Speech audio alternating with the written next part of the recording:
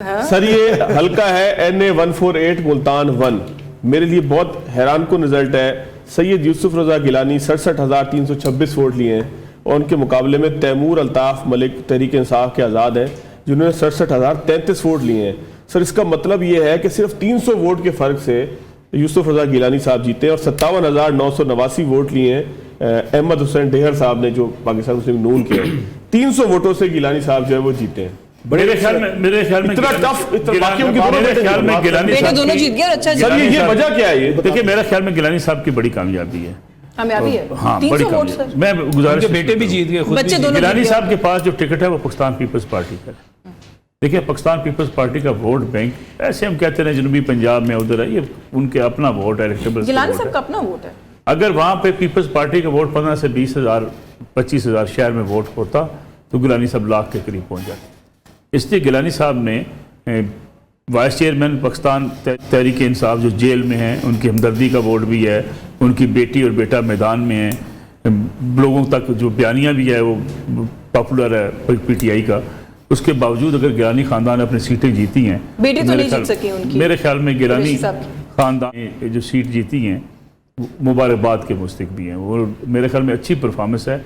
ملتان میں چونکہ کراسا صاحب ساری چیزیں دیکھتے ہیں، جب پرائم منسٹر تھے انہوں نے ملتان میں اچھا خاصا کام بھی کیا تھا، لوگ اس کو ریکگنائز بھی کرتے ہیں. وہ اس پہ اعتراض کرنے والے تو اعتراض کرتے رہیں گے، لیکن ملتان میں ڈیولپمنٹ کے حوالے سے گیلانی صاحب نے خاصا کام کیا.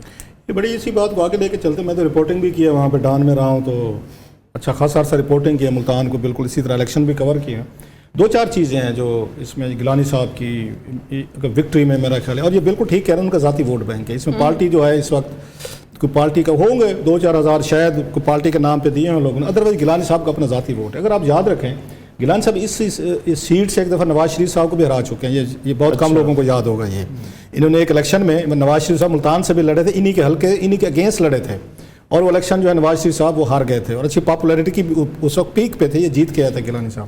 اور اس میں 2-3 ریزنز ہیں. ایک تو جب گیلانی صاحب یہ وزیر یہ ریلوے لگے تھے ان کے جنیجو صاحب کے دور میں، تو انہوں نے علاقے کے لوگوں کے لیے نوکریاں دینے میں یہ بڑے جنرس تھے. جب اسپیکر قومی اسمبلی بنے تو ان پہ اگر الزام ہی یہی تھا کہ انہوں نے نوکریاں دی ہیں، اور ان کو نیب نے جو ان کو سزا دی تھی 7-8 سال وہ اسی نوکریاں دینے پہ تھے.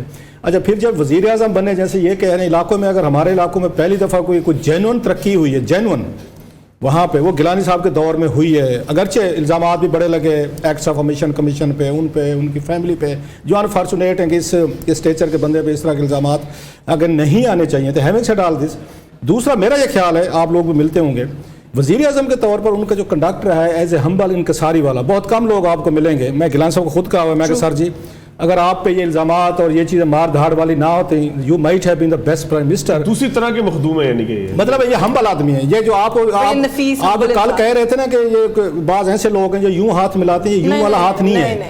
اچھا بڑی ساری باتیں سخت یہ سن بھی لیتے ہیں. قومی اسمبلی میں روزانہ بیٹھتے تھے، اگر آپ کو یاد وائس پرائم منسٹر کوشچن آور میں بیٹھتے تھے.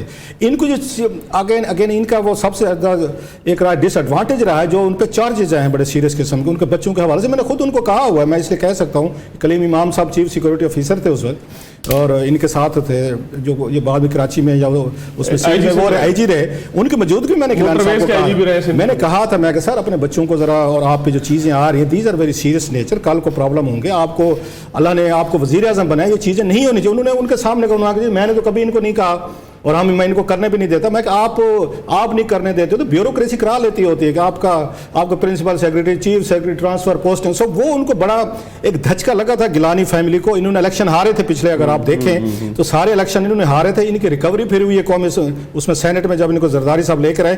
ان کے جب سینیٹر بنے تھے گیلانی صاحب، تو مین ریزن ان کا یہ ایم این ایز کے ساتھ اخلاق تھا. یہ ذہن میں رکھیں. ایون نواز لیگ کے لوگ جو تھے جب یہ اس پرائم منسٹر بنے تھے، الائنس کے تحت چل رہے تھے، ان پہ ٹانٹ ہوتی تھی. ان کی اپنی پارٹی کے لوگ ناراض تھے کہ آپ ہم سے زیادہ نواز لیگ کے وہ ہیں، ان کے وزیر اعظم ہیں، ان کو ڈیولپمنٹ فنڈ دیتے ہیں.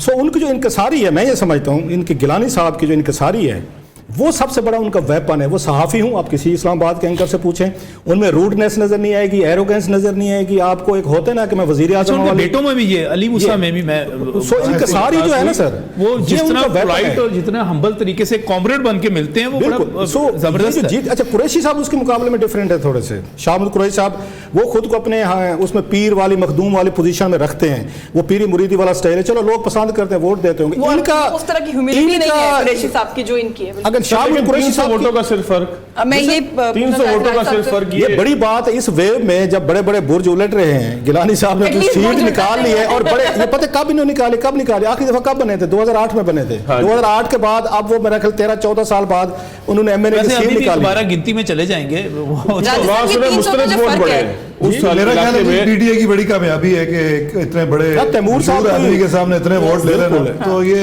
मैं समझता हूँ वजीर आजम के सामने जो है, वजीर आजम रहा हो जो बंदा जिसने काम प्राइम किया है, मिनिस्टर, फिर उनकी जो स्टैंडिंग है अपनी उस मेरा ख्याल है इलाके के कि अंदर। ये तो क्रेडिट जाता है। तैमूर साहब का मतलब बड़ा क्रेडिट है। उन्होंने बाकी बड़ी सीट्स tough का क्या fight हुआ की। मुल्तान का?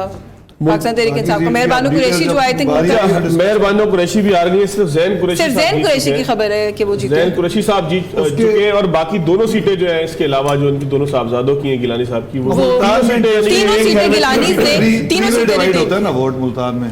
नून का भी वोट है, पीपल्स पीटीआई का भी है, और पीपल्स पार्टी भी, या उनके जो भी स्टॉल उनसे वोट्स हैं वो वोट ले रहे हैं।